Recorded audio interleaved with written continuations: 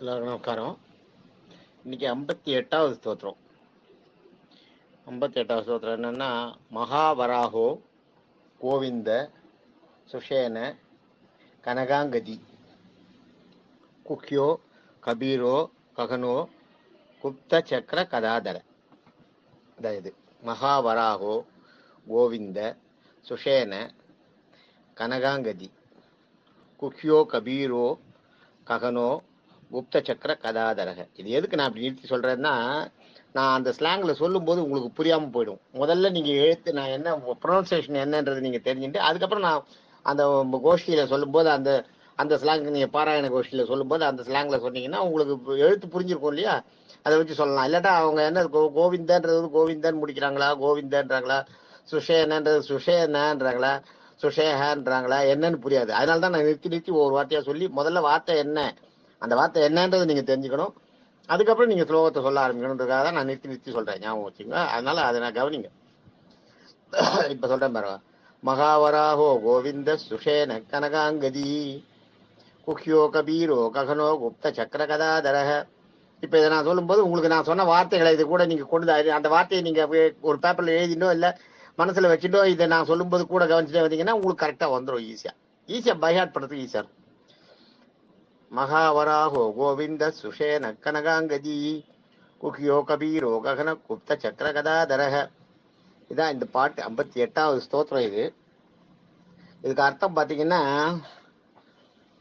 மகாவராகன்னா வராகன்னா தெரியும் உங்களுக்கு, பன்றி அவதாரம் எடுத்தவர் வராக அவதாரம். மகாவராக மிகப்பெரிய பன்றியாக வராகமாக அவதாரம் எடுத்தவர் அப்படின்னு சொல்றாரு. இதுல மகாவராக மகாவராகன்னா மிகப்பெரிய. கோவிந்த கோவிந்தன்றதுக்கு பாருங்க, கோன்னா கோவிந்தன்ற வார்த்தை வந்து ரொம்ப அற்புதமான வார்த்தை.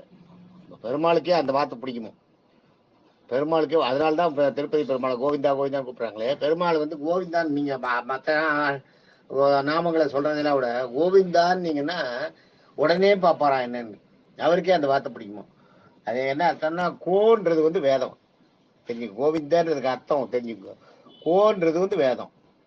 இந்த என்ன அறிந்தவர்னு அர்த்தம். வேதங்களால் அறியப்படுபவர், அறியப்படுது. இந்த இன்ட்ரோடக்ஷன், வேதங்களால் இன்ட்ரோடக்ஷன் செய்யப்படுபவர்.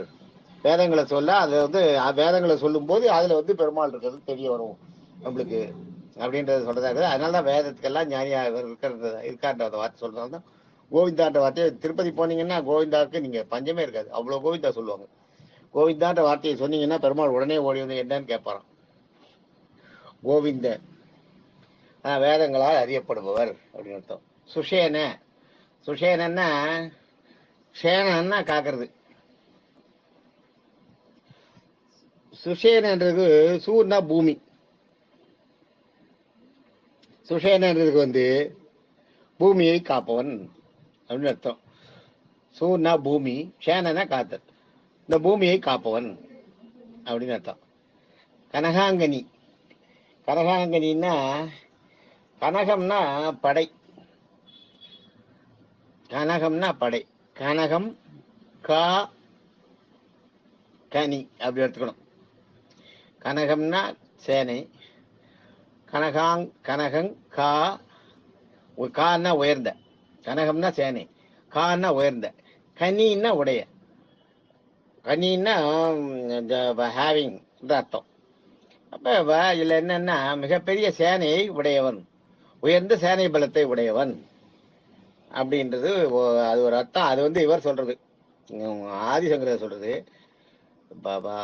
இவர் சத்யசந்த பகவத் அவர் என்ன சத்யசந்த தீர்த்தர் என்ன சொல்றாருன்னா, கனகம்னா தங்கம், கனகம்ன்றா தங்கம், அங்கின்னா அணிந்திருத்தல், நீன்னா உடையவன், தங்கத்தாலான ஆபரணங்களை ஆடைகளை அணிந்திருப்பவன், தங்கத்தாலான ஆபரணங்களையும் ஆடைகளையும் அணிந்திருப்பவன் என்பதாக கனகாங்கனின்றதுக்கு கனகாங்கதி, கனகாங்கதின்றதுக்கு வந்து இவர் சொல்றது சத்யசந்த தீர்த்த சொன்னதும் நம்ம வராசரப்பட்டர் சொன்னதும் இப்போ இவர் ஆதிசங்கரர் சொன்னதையும் இப்போ நம்ம சொன்னோம். அடுத்து கனகாங்கதிக்கு அப்புறம் குஹ்ய, குஹ்யன்னா தோல், குக்கியன்னா தோல், சிறந்த தோல் வலிமை உடையவன் அப்படிங்கிற அர்த்தம். குக்கியன்றதுக்கு வந்து சிறந்த தோல் வலிமை உடையவன் அர்த்தம். இது வந்து ஆதிசங்கரர் சொன்னது. சத்யசந்திரன் என்ன சொல்ற, குக்கியன்னா மறையிறது, டக்குன்னு அப்படியே மறைஞ்சிருது, காணாம போயிடுறது, மறையிறதுன்றது சொல்றோம் இல்லையா, அந்தரியாமியா மறைஞ்சிட்டாரு அப்படின்ற மாதிரி. அதான் அதுதான் குஷியான்னா மறையுது. அந்த அதை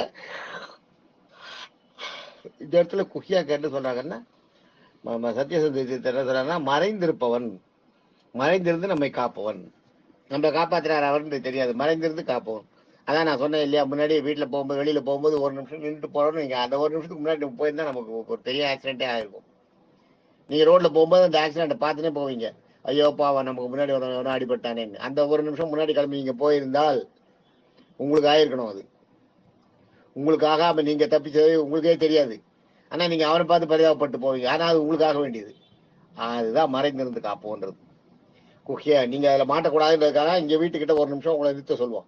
வண்டியை உதப்பீங்க, ஸ்டார்ட் ஆகாது. 10 உத உதப்பீங்க. அந்த 10 உத உதச்சப்பறம் ஸ்டார்ட் ஆகும் போவீங்க. போகும்போது பார்த்தா ஒரு ஆக்சிடென்ட் பார்ப்பீங்க. இந்த 10 உத உதைக்கிற அந்த டைம் டிலே பண்ணீங்க இல்லையா, அதை பகவான் உங்களுக்கு பண்ணது. உங்களுக்கு வேணுங்க அந்த டிலே பண்ணாது, அந்த ஆக்சிடென்ட்ல நீங்க மாட்டிக்கூடாது. ஆனா அது உங்களுக்கு தெரியாது. நீங்க பாட்டுக்கு போவீங்க. அப்ப அந்த ஆக்சிடென்ட் பார்த்துட்டு ஐயோ பாவம் யார் வீட்டு பிள்ளையோ அடிபட்டு ஆக்சிடென்ட் ஆயிடுச்சு, நீங்க போவீங்க, இறங்கி ஹெல்ப் பண்ற மனசு இருக்கவங்க ஹெல்ப் பண்ணுவீங்க, டைம் இருக்கிறவங்க செய்வீங்க, என்ன வேணுமோ அதை பண்ணுவீங்க. ஆனா அது உங்களுக்கே நிகழ வேண்டியதுன்னு யாருக்கு தெரியும்? உங்களை மறைஞ்சிருந்து காப்பாத்துறாரு அவருக்கு தான் தெரியும். உங்களுக்கே அது தெரியாது.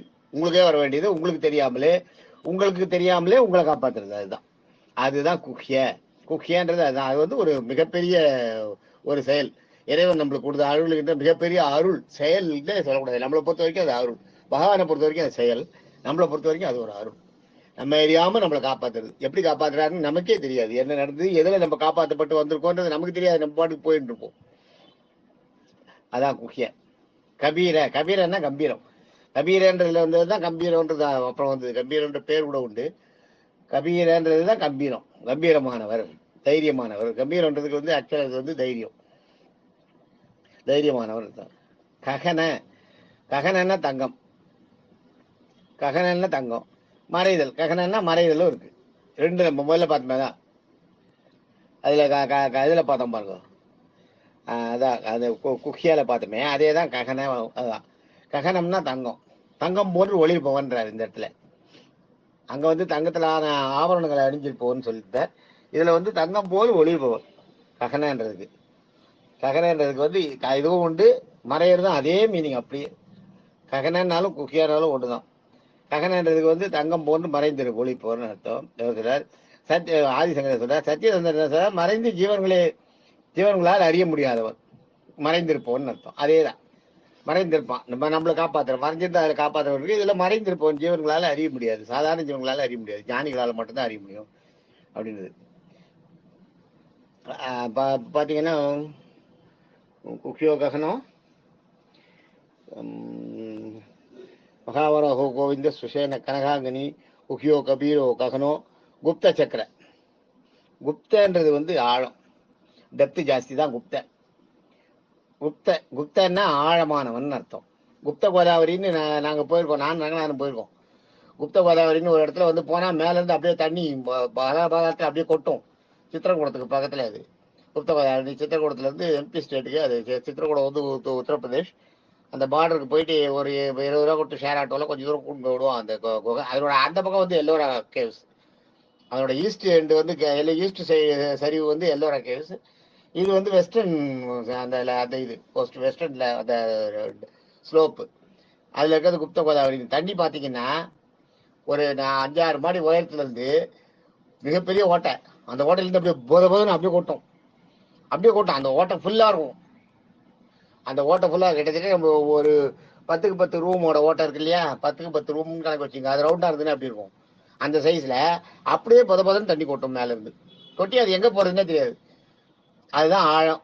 அதுதான் சொல்றாரு ஆழம். மேல இருந்து பார்த்தா அந்த 4 மாடி ஆழமா தெரியாது. அந்த தண்ணி அப்படி போய் பொத்துரு இடத்த பாத்தீங்கன்னா எப்படி ரொம்ப பாக்குறதுக்கே ஒரு மாதிரி சிலிப்பு விட்டும் மனசுக்கு. அந்த தண்ணி வேகமா விழும். அது கிட்ட போய் பார்க்கலாம் நீங்க. ஒரு இடுப்பளவு தண்ணியில் நீங்க நடந்து உள்ள போகணும். போய் பாத்தீங்கன்னா அந்த தண்ணி கொட்டுறது தெரியும். அதான் குப்த கோதாவரின்னு பேரு. நாங்க போயிருக்கோம்.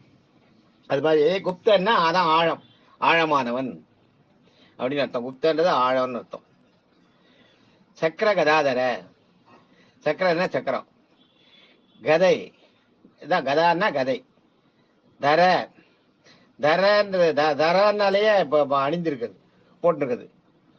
சக்கரம் கதை போன்ற ஆயுதங்களை அணிந்திருப்பவன் அப்படிங்கிறத அர்த்தம் இருக்கு.